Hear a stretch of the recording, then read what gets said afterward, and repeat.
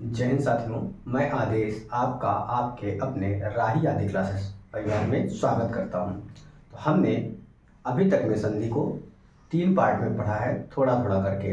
हमारी स्वर संधि जो है समाप्त हो चुकी है। आज से हम सभी व्यंजन संधि को पढ़ेंगे। क्या पढ़ेंगे? व्यंजन संधि पढ़ेंगे। यहाँ लिख लेते हैं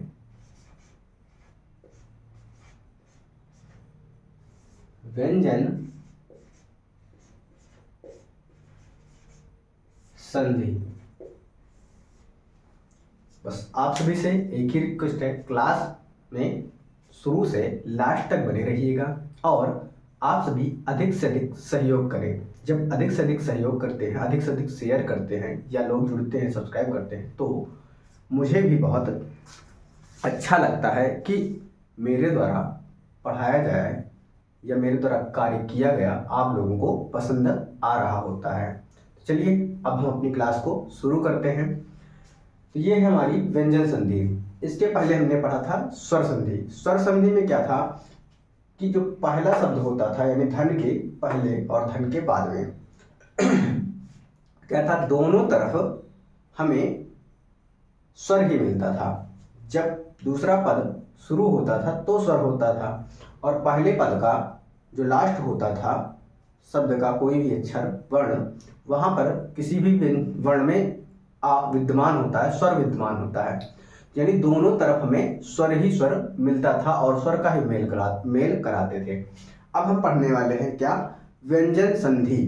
व्यंजन संधि में क्या होगा कि जो हमारा पहला शब्द होगा उधर पहले शब्द की तरफ हमेशा हमें व्यंजन ही मिलेगा। क्या मिलेगा? हमेशा व्यंजन ही मिलेगा। और जो दूसरा पद होगा वहां व्यंजन और स्वर दोनों देखने को हमें मिल सकता है या मिलेगा ही। तो व्यंजन संधि की हमारी परिभाषा क्या होगी कि जब पहले शब्द का अंतिम वर्ण व्यंजन हो, जब पहले शब्द का अंतिम वर्ण व्यंजन हो और दूसरे शब्द का पहला वर्ण स्वर या व्यंजन हो, तो उन दोनों को आपस में मेल कराने पर व्यंजन संधि होती है या व्यंजन संधि कहलाती है। ये हमारी हो गई परिभाषा। अभी हम लिखेंगे, उसके बाद एक दो उदाहरण के माध्यम से समझेंगे। फिर व्यंजन संधि के जो रूल होंगे 2 4 5, वो हम एक एक रूल करके पढ़ेंगे, एक एक नियम को पढ़ने वाले हैं। तो सबसे पहले हम व्यंजन संधि की परिभाषा को लिखते हैं। क्या है? जब पहले शब्द का अंतिम वर्ण, जब पहले शब्द का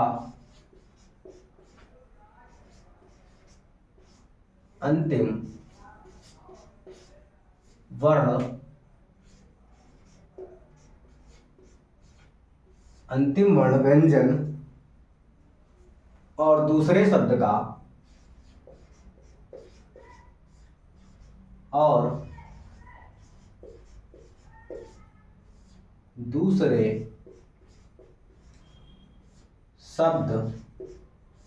दूसरे शब्द का पहला वर्ण, दूसरे शब्द का पहला वर्ण व्यंजन या स्वर। क्या? दूसरे शब्द का पहला वर्ण व्यंजन या स्वर से मिलता है,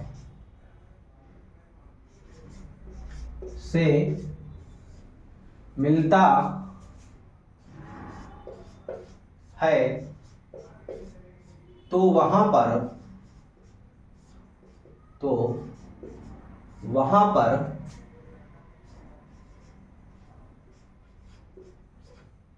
व्यंजन संधि होती है। तो वहां पर व्यंजन संधि होती है। ये तो हमारी हो गई व्यंजन संधि की परिभाषा। अब हम व्यंजन संधि की इसी परिभाषा को एक दो उदाहरणों से देखेंगे। जैसे क्या बोला गया था कि पहले शब्द का अंतिम वर्ण व्यंजन हो, लेकिन जो दूसरा शब्द होगा वहां पर व्यंजन या फिर स्वर से मिलेगा, तब वह व्यंजन संधि कहलाएगी। जैसे हम देखते हैं, इसी परिभाषा को सिद्ध करते हैं, यानी उदाहरण के माध्यम से देखते हैं कि कैसे व्यंजन और स्वर से मिलता है। जैसे दिक धन गज, क्या होगा? दिक धन गज। यहां पर आप सभी देख रहे हैं कि जो शुद्ध व्यंजन होता है उसमें स्वर नहीं होता है, यानी स्वर रहित होता है, यानी स्वर नहीं रहता है। तो यहाँ पर इसीलिए हलंत लगा हुआ है। तो देखिए का में हलंत है, इसलिए का शुद्ध व्यंजन है, का अधूरा है। लेकिन उसके बाद क्या है? गा, यानी यहाँ पर व्यंजन आया है। क्या आया है? व्यंजन आया है। अब हम इन दोनों शब्दों को मिलाएंगे, मेल करेंगे। तो इससे जब मेल करने पर जो विकार उत्पन्न होगा, जो परिवर्तन होगा, वह हमारी संधि होगी। तो वही हमारी यहाँ पे क्या है? व्यंजन, उसके बाद व्यंजन, यानी व्यंजन व्यंजन से मिल रहा है तो व्यंजन संधि ही होगी। और व्यंजन जब स्वर से मिलेगा तब भी हमारा व्यंजन संधि ही होगी। अभी हम पहले व्यंजन का मेल करा रहे हैं। तो क्या हो जाएगा? दिग्गज हो जाएगा। क्या हो जाएगा? दिग्गज हो जाएगा। अब यहां पर ये गा आया है और ये का गायब हुआ है, यानी का जो है वह गा में परिवर्तित हो गया है। ये हम किसी न किसी रूल के माध्यम से पढ़ने वाले हैं, यानी पढ़ेंगे, तब आपको ये जो परिवर्तन हुआ है यह आपको समझ में आ जाएगा। अब हमने व्यंजन का देख लिया उदाहरण, इसके बाद अब व्यंजन को हम स्वर से मिलाकर देखते हैं, तभी तो ये परिभाषा सही बैठेगी या सही है या नहीं, तब पता चल जाएगा। जैसे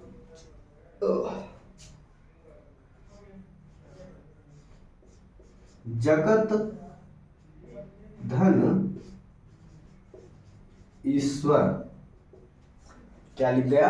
जगत धन ईश्वर। यहां पर देखिए आप, व्यंजन है पहले शब्द में और दूसरे शब्द में स्वर हो या व्यंजन हो, यानी पहला वर्ण शुरुआत में यहां पर व्यंजन था और यहां पर स्वर है।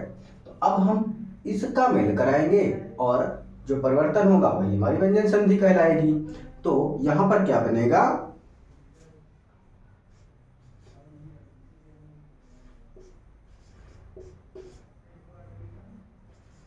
जगदीश्वर बन जाएगा। क्या बन जाएगा? जगदीश्वर शब्द बन जाएगा।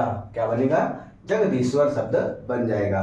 उम्मीद है अब आपको व्यंजन संधि की परिभाषा पूर्ण रूप से समझ में आ गई होगी। तो इसके अब हम एक एक करके रूल है जो, उसको, यानी एक एक जो नियम है व्यंजन संधि के, उसको हम सभी पढ़ने वाले हैं।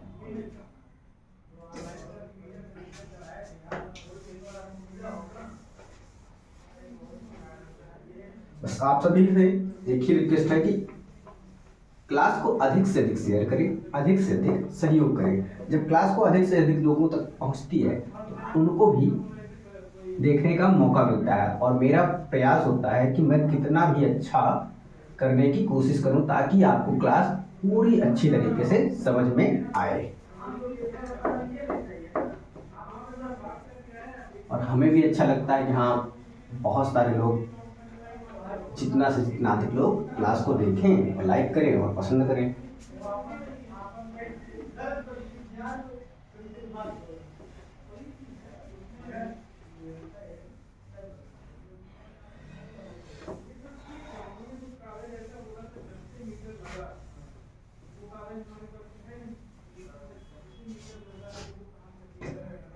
तो हमारा अब व्यंजन संधि का पहला रूल होगा। पहला रूल क्या है? यदि सा या ता वर्ग के बाद, सा कौन सा होगा? दंती सा होगा। सा या ता वर्ग के बाद सा या चा वर्ग आए तो हम उसी ता वर्ग और जो पहले सा वर्ग होगा उसको श वर्ग में और ता वर्ग को चा वर्ग में परिवर्तित कर देंगे। ये हमारा पहला रूल है। हाँ, ये है कि अभी हो सकता है आपको ना समझ में हो, पहले हम इस रूल को लिखेंगे, लिखने के बाद जब हम उदाहरण के माध्यम से समझेंगे तब हमें पूरी तरह से समझ में आ जाएगा। हमारा पहला रूल है क्या, यदि साया ता वर्ग, अब ता वर्ग में आप सभी जानते हैं, यहां लिख लीजिएगा ब्रैकेट में, ता, था, दा, धा, ना, ये हमारा ता वर्ग है। सा या ता वर्ग के बाद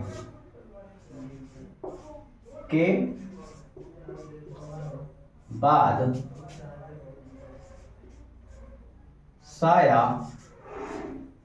चा वर्ग, और चा वर्ग को ब्रैकेट में यहां लिख लीजिएगा।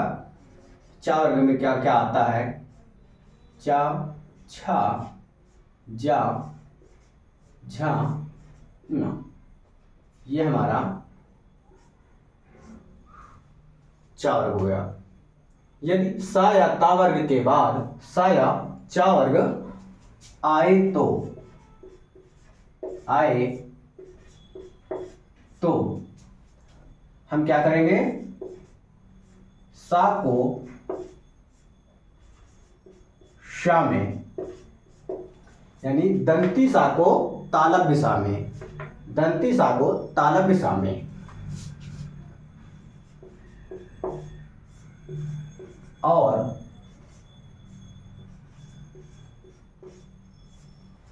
ता वर्ग को चा वर्ग में, ता वर्ग को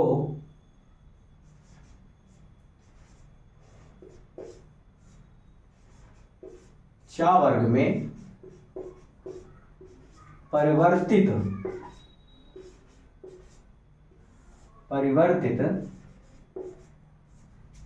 कर देते हैं।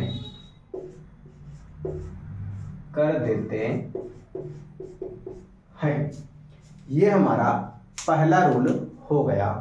क्या, कि दंती सा को तालव्य सा में और पूरे ता वर्ग को, यानी इस ता वर्ग को चा वर्ग में परिवर्तित कर देंगे। ये हमारा पहला रूल है। अब हम सभी क्या करेंगे, इस रूल को उदाहरण के माध्यम से समझेंगे। जैसे हमारा उदाहरण है,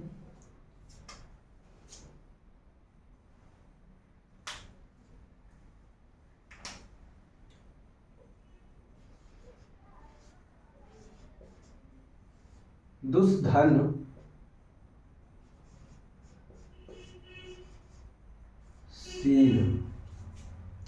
दुष्धनशील, क्या हुआ, दुष्धनशील। यहां पर क्या आया है, दंती सा आया हुआ है, आप सभी देख रहे हैं यहां पर दंत सा आया है।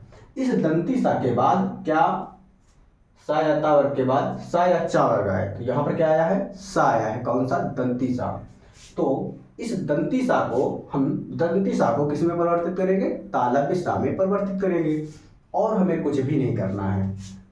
तो यहां पर दो लिख लिए, और इस दंती सा को हम तालव्य सा में लिखेंगे, अधूरा ही लिखेंगे, क्यों, क्योंकि यहाँ पर हलंत लगा है, शुद्ध व्यंजन लिखा हुआ है और आगे सील लिखा है, तो हम ठीक उसी प्रकार से सील को लिख देंगे।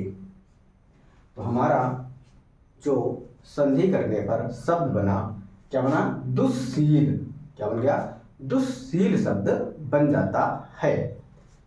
और अभी देखेंगे उदाहरण, कई सारे देखेंगे, तब पूरी तरह से समझ में आ जाएगा।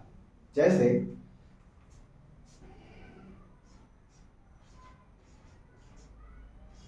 निष्धन शब्द, यहां पर भी देख लीजिए आप, क्या, यहां पर दंती सा है, इस दंती सा को हम सिर्फ और सिर्फ तालव्य सा में परिवर्तित कर देंगे, और ठीक उसके बाद क्या है, शब्द है, शब्द को उसी प्रकार लिख लेंगे।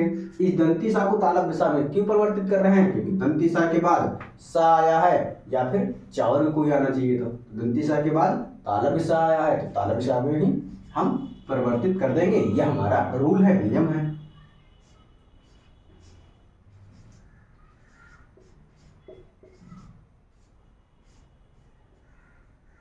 क्या हो गया, निःशब्द। क्या बन गया शब्द, निःशब्द बन गया है। तो उम्मीद है आपको यह समझ में आ गया होगा। अगला उदाहरण देखते हैं हम। क्या उत धन चारण, उत धन चारण। आपको यह उदाहरण बहुत से एग्जामों में आया हुआ मिलता है। यहाँ पर क्या आया है, इस बार ता आया है, ता आया है, यानी ता वर्ग का आया है। उसके बाद चा वर्ग का कोई वर्ण आना चाहिए, तो यहाँ पे ता आया है। ता वर्ग का पहला वर्ण है और चा वर्ग का पहला वर्ण है, इसीलिए ता वर्ग के पहले वर्ण से ही बदला जाएगा, यानी चा आया है तो चा में ही बदल जाएगा। तो हमारा उ और ता को हम चा में परिवर्तित कर दिए, और आगे चारण लिखा हुआ है, तो चारण हम उसी प्रकार लिख देंगे।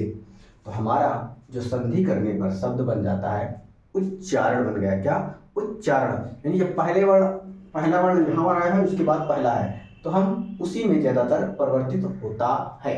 तो हमारा शब्द क्या बना, उच्चारण शब्द बन जाता है। जैसे और देखते हैं,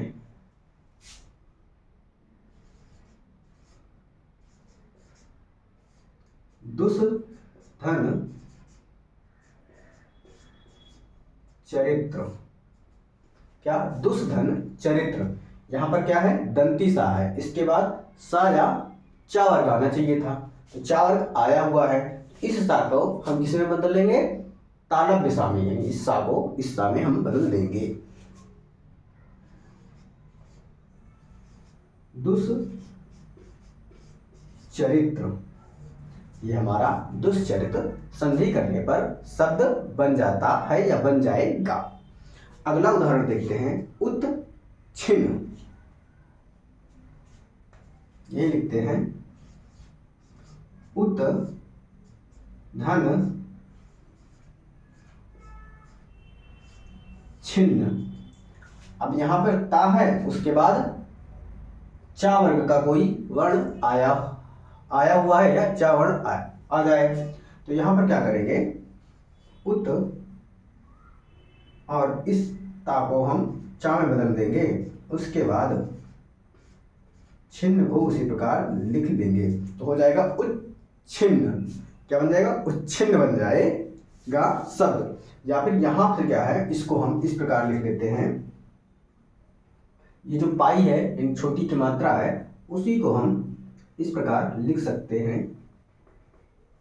इस चा को ऐसे कर देते हैं और इस मात्रा को ऐसे लगा देते हैं। आप हम सभी जानते हैं, कोई भी अधूरा वर्ण होता है, जब बड़ी छोटी की मात्रा लगानी होती तो हम ऐसे ही शब्द को लिखते हैं, तो हमारा उच्छिन्न शब्द बन जाएगा। आगे देखते हैं और सारे उदाहरणों को। जैसे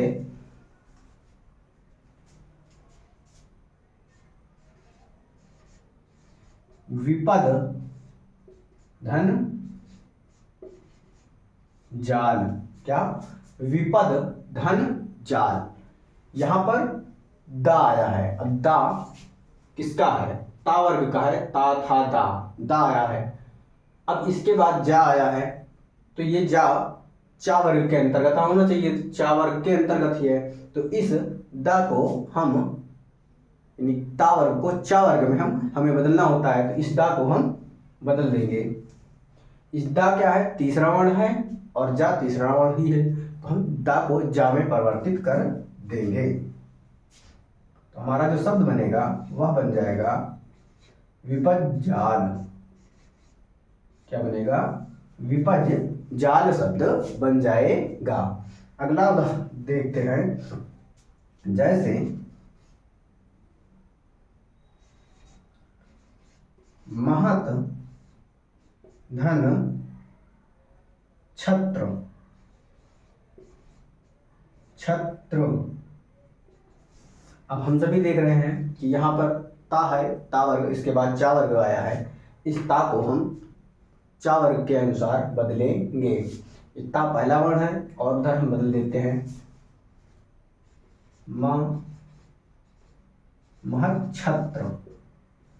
ता जो है पहला वर्ण है, इसीलिए हमने चा में बदल दिया है पहले वर्ण में। तो हमारा महच्छत्र शब्द बन जाएगा। एक और उदाहरण देखते हैं, उसके बाद हम व्यंजन संधि का दूसरा रूल देखेंगे।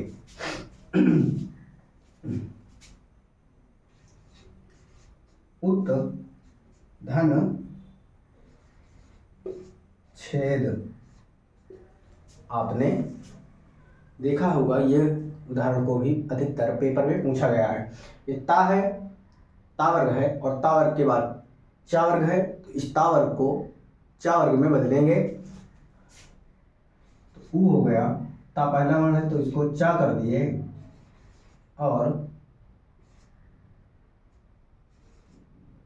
छेद कर दिए। तो क्या हो गया? उच्छेद। क्या बन गया हमारा? उच्छेद शब्द बन गया है। अब हम व्यंजन संधि का दूसरा रूल देखेंगे।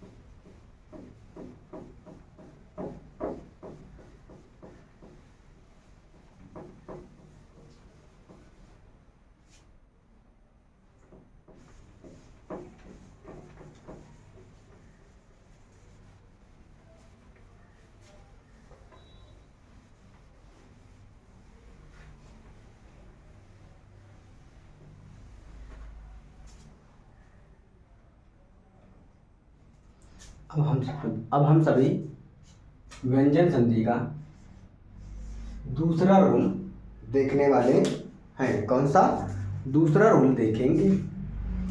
दूसरा रूल क्या कहता है? यदि सा या ता वर्ग के बाद, यदि सा या ता वर्ग के बाद, कौन से सा? दंती सा के बाद। कौन सा सा? दंती सा के बाद मूर्धन्य सा है इस बार। अभी क्या था? तालव्य सा आ रहा था और चा वर्ग आ रहा था। अब उसी सा या ता वर्ग के बाद मूर्धन्य सा या टा वर्ग आएगा। क्या? मूर्धन्य सा या टा वर्ग आएगा। तो उस दंती सा को हम मूर्धन्य सा में और ता वर्ग को टा वर्ग में परिवर्तित कर देंगे। तो सबसे पहले हम इस रूल को लिखते हैं।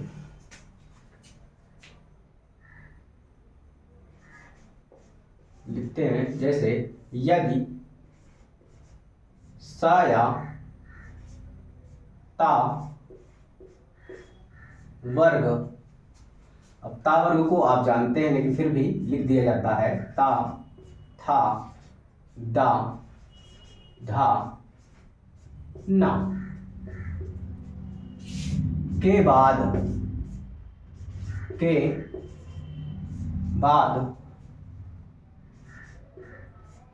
सा या टा वर्ग, सा या टा वर्ग। अब टा वर्ग को यहां देखते हैं। टा, ठा, डा, ढा, अड़ा, ये हमारा टा वर्ग हो गया। यदि सा या ता वर्ग के बाद सा या टा वर्ग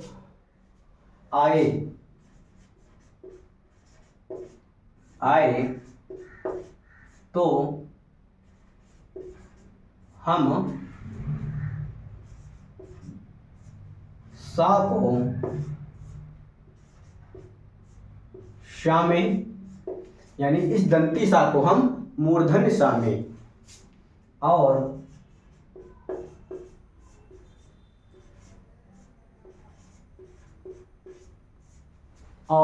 ता वर्ग को टा वर्ग में परिवर्तित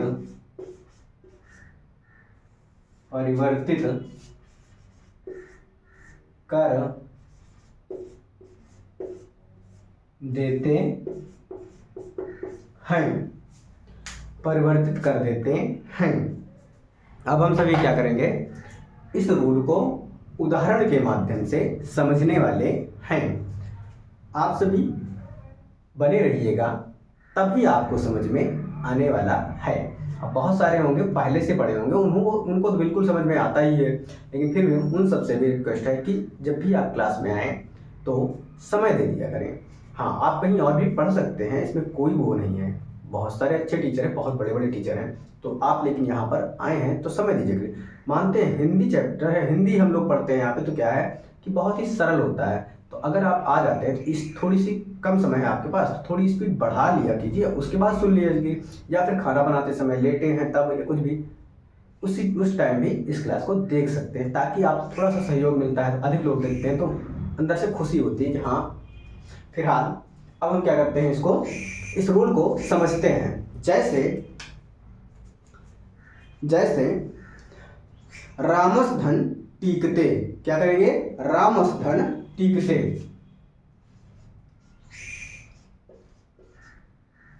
रामस धन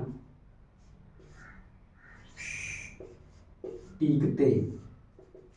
यहां पर आप सभी देख रहे हैं क्या आया है, दंती सा आया है, उसके बाद सा या टा वर्ग, यानी मूर्धन्य सा या फिर टा वर्ग आना चाहिए था। तो यहाँ पे दंत सा के बाद टा वर्ग आया हुआ है, देखिए सा या ता वर्ग के बाद सा या टा वर्ग आना चाहिए, तो यहाँ पर टा वर्ग आ गया है। तो इस सा को, कौन से, दंती सा को किस में बदलेंगे, दंती सा को हम मूर्धन्य सा में बदलने वाले हैं, और बाकी सेम वैसे ही पूरा लिख देंगे। तो यहाँ पर हम क्या करेंगे, रामस टीकते, रामस टीकते हमारा शब्द बन जाएगा। हमें कुछ भी नहीं करना, बस जो भी नियम में, रूल में कहा जाता है उसी अनुसार से हमें चलना है, और बहुत ही आसानी से वो शब्द बन जाएगा और आपको समझ में आ जाएगा। अगला देखते हैं, तत् धन टीका। क्या, तत् धन टीका। अब यहां पर टा आया है, उसके बाद टा आया है, टा आया, उसके बाद टा आया है, यानी ता वर्ग के बाद टा वर्ग आया है। इसको हमें परिवर्तित करना है। इस ता को हम किस में परिवर्तित कर देंगे, ता जो है टा में परिवर्तित हो जाएगा। किस में हो जाएगा, टा में, क्योंकि ता वर्ग का पहला है और यहाँ पे टा वर्ग कोई आया है, तो हम इसी को पहले वर्ग में बदल देंगे। तो ता और ता जो है टा वर्ग में बदल गया, और उसके बाद टीका को हम उसी प्रकार लिख देंगे। तो हमारा जो शब्द बनेगा वह बन जाएगा तट टीका। क्या बन जाएगा, तट टीका, यानी टा जो है अधूरा है तो तट टीका बन जाएगा। अगला उदाहरण को हम देखते हैं, जैसे उत्धन डयन।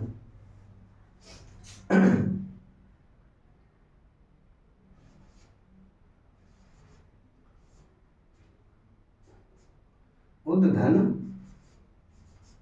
डयन,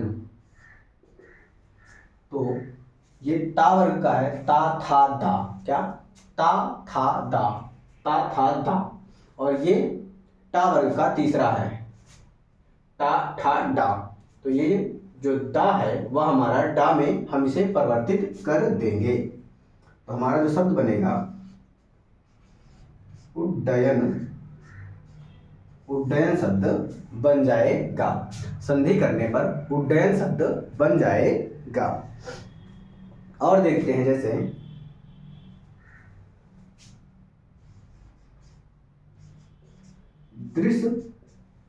दृश्य धन टा लिखते हैं, दृश्य धन टा।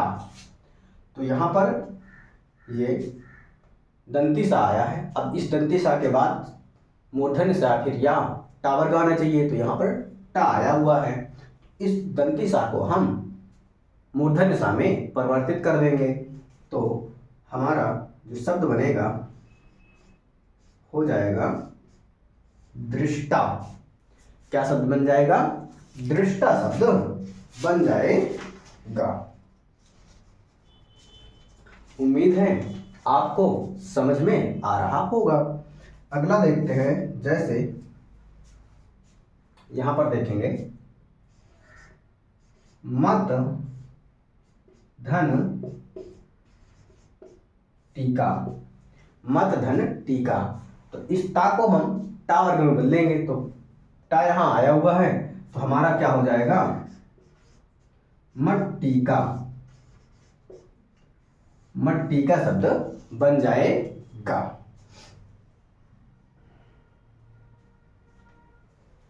आगे यहां पे देख लेते हैं एक और उदाहरण, सत धन टीका। क्या? सत धन टीका।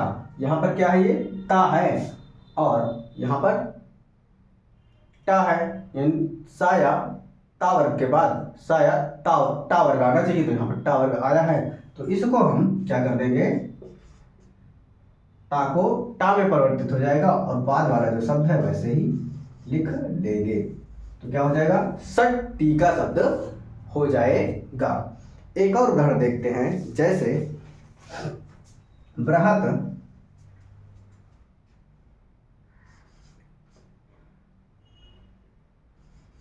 बृहत धन टीका,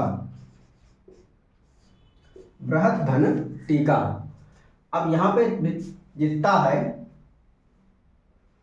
आप समझिएगा, ये ता है और उसके बाद टा वर्ग आना चाहिए, तो टा वर्ग है, तो हमारा जो शब्द बनेगा वह हो जाएगा बृहत टीका। क्या हो जाएगा? बृहत टीका शब्द बन जाएगा। तो आज की क्लास को हम यहीं पे रखते हैं और आगे की क्लास कल कर लेंगे। हमने व्यंजन संधि की शुरुआत की है। व्यंजन संधि में हमने 2 रूल पढ़ लिए हैं। व्यंजन संधि का जो तीसरा रूल होगा वो हम कल पढ़ेंगे। बस आप सभी का सहयोग चाहिए, अधिक से अधिक आप सभी शेयर कीजिए, लोगों को जोड़ते भी रहिए। आप सभी अगर 2-2 लोगों को जोड़ते रहेंगे, 2-2 लोगों को सब्सक्राइब करते रहेंगे, तो भी धीरे धीरे अपना परिवार जो है बढ़ता रहेगा। हर किसी के 1-2 दोस्त होते हैं और हर किसी के घर में 2-3 मोबाइल होते हैं, तो आप वहाँ शेयर कर दीजिए और बोल दीजिए। बस आप अपना छोटा भाई समझ के सहयोग कीजिए। आज की क्लास को हम यहीं पे समाप्त करना चाहते हैं। आप सभी का इस क्लास में जुड़ने के लिए, लास्ट तक बने रहने के लिए बहुत बहुत धन्यवाद।